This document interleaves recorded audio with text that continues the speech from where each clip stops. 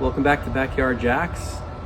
Today is a chilly day in Jacksonville. Just as a reminder, we are in zone 9, and that's a lot of what I talk about on this channel is how to manage your fruit trees and different plants in this challenging zone. So today I'm actually going to take the opportunity. This is my Fuyu persimmon tree. I'm going to take the time now with all the leaves gone to do a little bit of pruning to make sure it's shaped up the right way going into the spring. So what I have here is my pruners, and I'm just going to show you how to sanitize them first. There's two ways to sanitize your pruners. One is through a flame and the other is through an alcohol. So if you're going to sanitize your pruners, it's always a good idea before you start cutting to do that, and then between plants to do it again. So you can just use the flame and give it a couple seconds on the blade. And that should do the trick to make it safe for cutting. And you can also either use alcohol spray or an alcohol wipe and just do this, give it a good spray and make sure you get it all in there, and you can go right to work cutting. You don't need to let it dry or anything like that. It's fine just the way it is. So that's how you sanitize your pruners, and I'm going to do that each time I make a cut on the different plants. If I'm working on one plant, then I don't do it over again. Unless I'm working on a branch or portion of the tree that I know is diseased, then I would sanitize it before I move to other parts of the tree. So this is the Fuyu persimmon, and this is its 3rd year, and I would expect to get some pretty good fruit from it this spring. I'm not going to do a lot here. This is a very stable tree. It has excellent hard wood. In fact, they use persimmon trees for the wood of persimmon trees for golf clubs and baseball bats, I think. But we're just using this for the fruit. The main thing that I want to look at here is branches that are going down, that are growing down toward the ground. The fruit, the persimmon fruit, if you've seen them in a grocery store, they're about the size of a tomato, but they're pretty heavy. And this tree should produce a lot of fruit, so it weighs on the branches and really pulls them down. So if you have a branch that's already growing down, what's going to happen is you're just going to end up with fruit either on the ground or very close to the ground. These branches are fine, and I don't want to take too much off of this, so I'm just going to start by looking at each branch and looking at these that are going down. I'm going to make the cuts there. So I'm not going to take this whole thing off. I'm just going to cut this branch that's growing straight down and give it about 1/4 inch. You don't want to cut right up to the branch you're keeping. And I'm going to cut this one off as well. So that shoot that I left should work its way up. It's kind of angling that way anyway, so I'm not going to worry about it otherwise. So that's that. You want to make sure that you don't just drop your cuttings on the ground. You throw them away, discard them, otherwise they can rot. This here, I think what I'm going to do is just leave this one as the main shoot going up and get rid of these growing down. So I'm going to just make my cut here and make my cut here, and hopefully that does the right thing. Just trim up this old cutting quickly. So that one's good.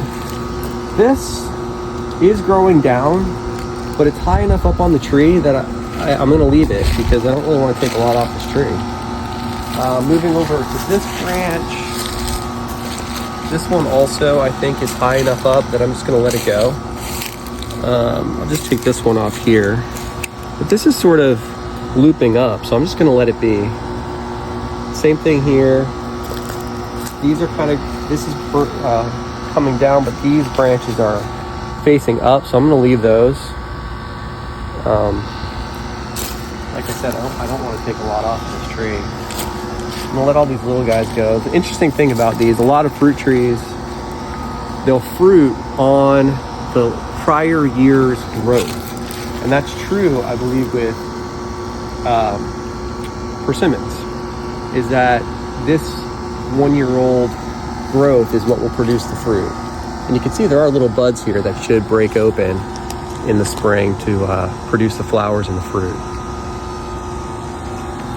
All right, so these that are up top, I'm gonna let them be, the high ones. I don't see anything here I want to cut. And again, these are kind of, this one's bending up. I'm going to take this one off because it's growing straight down. I don't see any reason to keep one that's growing straight down. Probably, this is a little branch. Again, it's high enough up off the ground, 4 feet or so, that I don't think it's a problem. That's about all I'm going to do with this one. And then we will sanitize the pruner, the shears, and we'll go to our next plant. Okay, what we have here is a 2-year-old, maybe 3. I've had it in the ground for 2 years, so it could have been in a pot for a year before that, but it's a 2 to 3-year-old Parfianca pomegranate tree. Pomegranate trees actually grow as bushes or trees. As you can see, it's a very bushy kind of a growth here, a lot of overlapping, intersecting branches and stuff, so I want to clean some of that up. The pomegranate tree, unlike the persimmon I just mentioned, actually fruits on the new growth. So this is not fruiting wood. Whatever branches it puts out in the spring is actually where it will flower and fruit. So what I want to do here is reduce some of this crossing and try to just clean up the overall look. And I also want to, I may take the height down a little bit because I noticed over the spring and the fall, essentially all last year, whenever we had a big windstorm, it would start to lean. And I took the stakes out this year. So I'm thinking that if I keep the canopy a little bit lower while the roots, give the roots a little bit more time to spread out, it'll be a stronger base. Like I said, this is either a shrub or a tree, and I'm training it to be a tree. So I'm gonna just, like I said, keep it a little bit lower before I let it go tall. So to clean up the branches, I'm gonna start here. What I'm looking for is things that are growing like this. Like this is growing into the tree rather than growing out to build the canopy. So I'm gonna take this one off entirely.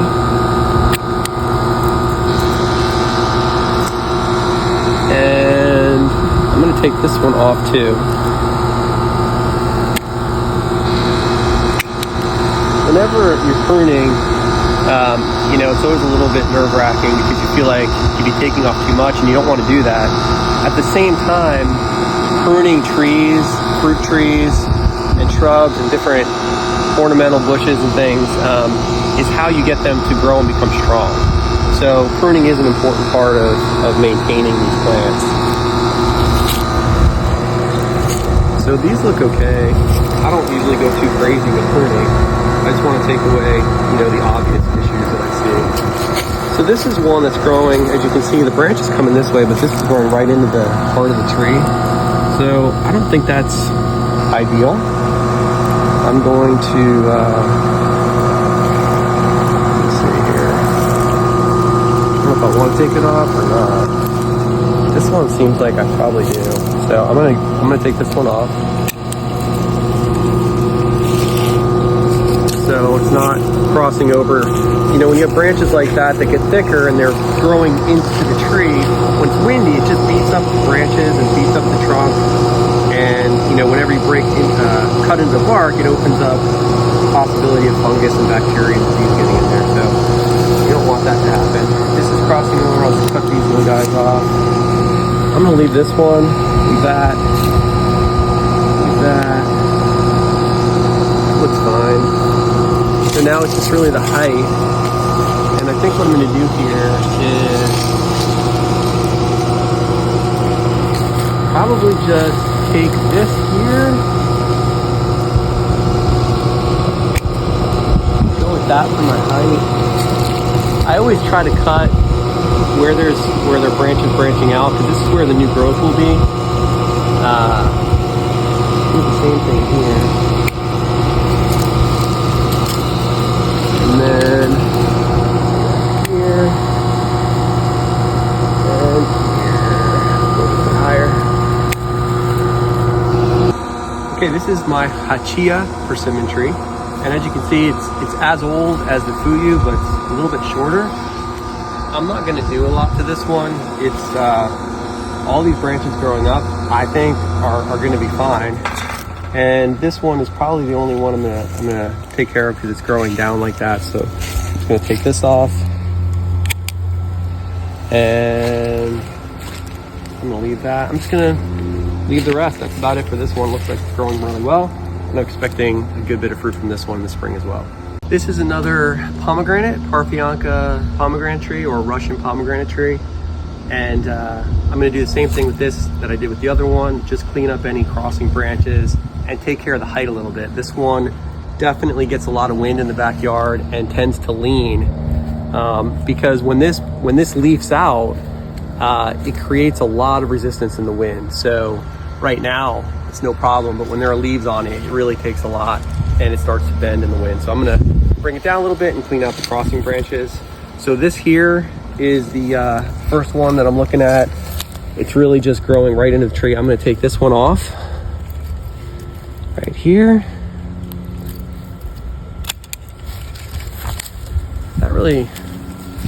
That's good. It cleaned up the inside. It's a shrubby tree, so I'm not gonna worry about some of this. It's gonna be fine. I'm just going to now take the height down a little bit. This is good. I'm gonna take care of this here. That. And then, let's see, maybe let's take that one. I'm gonna bring it down to about the height of my reach. Take that off. And then this is really the big one. And I'm gonna bring it down a good bit.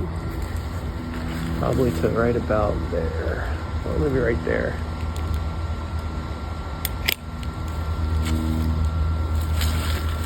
And don't see anything else. I'm gonna leave the rest.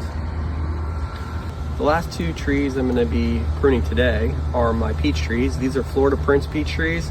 I did a couple videos about these before because they had scale, and it's not completely free of scale. But I'm gonna apply some dormant oil next week or later this week and take care of that. So with a peach tree, you really wanna just have an open canopy. You want it to grow like a vase, opening up and empty in the middle with the branches going out, because they tend to get fungus and you need a lot of airflow through the plant. So as you can see, that's exactly what I have here. It's a very open canopy, and I don't see the need to do much on this one. You can see here, so this is the type of tree where it fruits on the year-old wood. And you can see this is the growth from last year. This dark colored bark is 2 years old, right? But you can see it sort of turns colors into a greenish brown here, and that's where the buds are. So all of these buds that you see on this 1 year old growth, all here, these will all flower into beautiful pink flowers and will be where the peaches are produced. So I don't see anything that I need to do here other than apply some dormant oil either tomorrow or later this week. Let's take a look at the next one. Okay, and this is my second Florida Prince peach tree.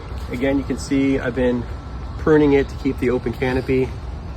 This here is growing in, so I probably would want to take that out. However, it's still pretty small and pretty open, so I'm not going to cut anything because this has potential to flower and produce some fruit this year, and I'm going to just leave it be. So same concept, however, of this open canopy, which is what we have going on. Not a lot of growth on the inside, so I'm going to leave this one be as well. All right, so to wrap things up, during this time of the year when it's cooler and your fruit trees have lost their leaves, it's a good time to look at the shape of your tree without the leaves there. Make sure you clean up the inside to keep that open canopy and have good airflow. And then once you do your pruning, apply your dormant oil and do that throughout the winter so that the tree is ready and healthy to go for the spring. That's it for this episode of Backyard Jacks.